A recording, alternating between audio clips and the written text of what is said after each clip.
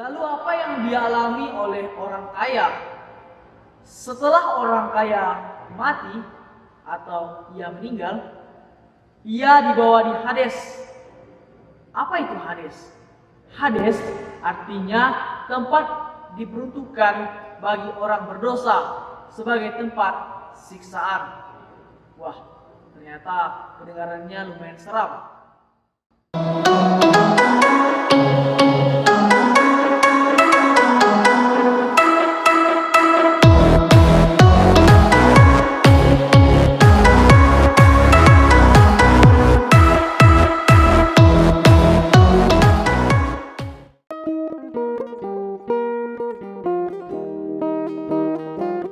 Pace bene, selamat hari Minggu untuk kita semua.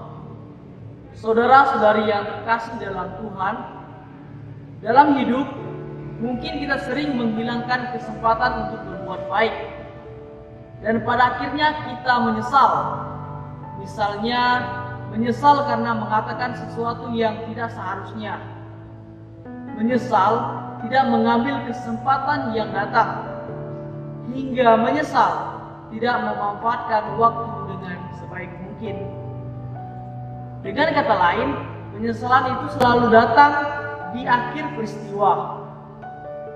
Namun di balik penyesalan itu, ada satu hal yang positif yang dapat kita petik, yaitu mengingatkan kita untuk berpikir dan bertindak lebih hati-hati agar tidak membuat kesalahan yang sama di kemudian hari.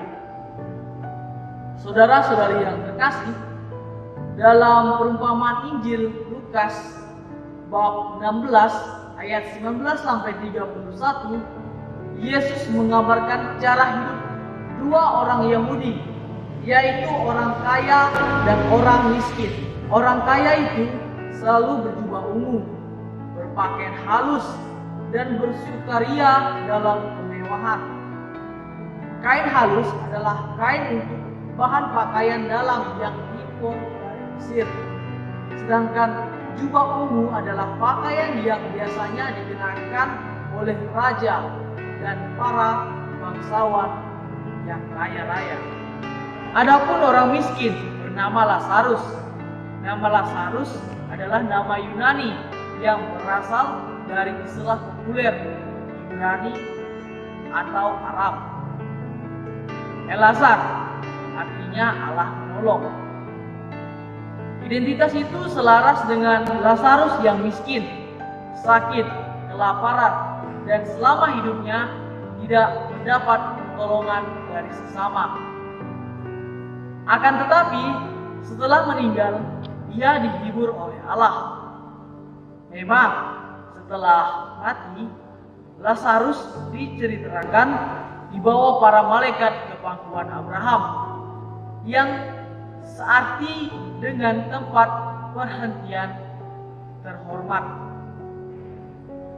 Dengan ini mau dilukiskan perubahan situasi sesudah kematian, di mana Allah melimpahkan rahmat-Nya kepada orang yang bersahaja. Lalu apa yang dialami oleh orang kaya?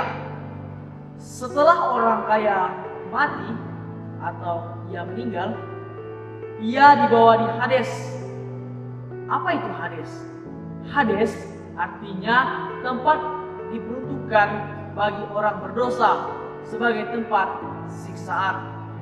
Wah, ternyata kedengarannya lumayan seram. Karena itu, ia meminta belas kasihan Abraham dan memohon agar Lazarus mencelupkan ujung jarinya ke air untuk menunjukkan lidahnya. Namun apa yang terjadi? Ternyata tempat siksaan itu menjadi nasib yang definitif, yaitu nasib yang sudah pasti dan tidak dapat diubah lagi. Hal ini tentu didasarkan pada perbuatannya selama masih hidup, yaitu menghilangkan kesempatan untuk berbuat baik. Saudara-saudari yang dikasihi Tuhan, dari perumpamaan yang Yesus katakan bahwa orang kaya karena merasa terjamin seringkali menjadi buta dan tuli terhadap sesama dan dunia sekitarnya. Orang miskin justru karena hidupnya tidak pernah terjamin seringkali mengandalkan Allah. Namun itu bukan berarti bahwa setiap orang kaya adalah orang yang tidak dikasihi oleh Allah. Hal itu tentu didasarkan pada perbuatan setiap orang.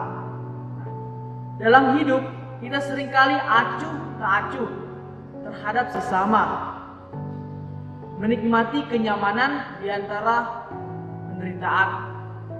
Nah, ada suatu permenungan yang dapat kita renungkan, yaitu apa sebenarnya yang kita cari? Harta duniawi atau harta surgawi? Lebih terarah pada diriku sendiri atau terarah pada sesama yang menderita dan membutuhkan pertolongan? Saudara-saudari yang terkasih, pada akhirnya kita diingatkan kembali bahwa jangan menghilangkan kesempatan untuk berbuat baik, karena penyesalan itu selalu datang di akhir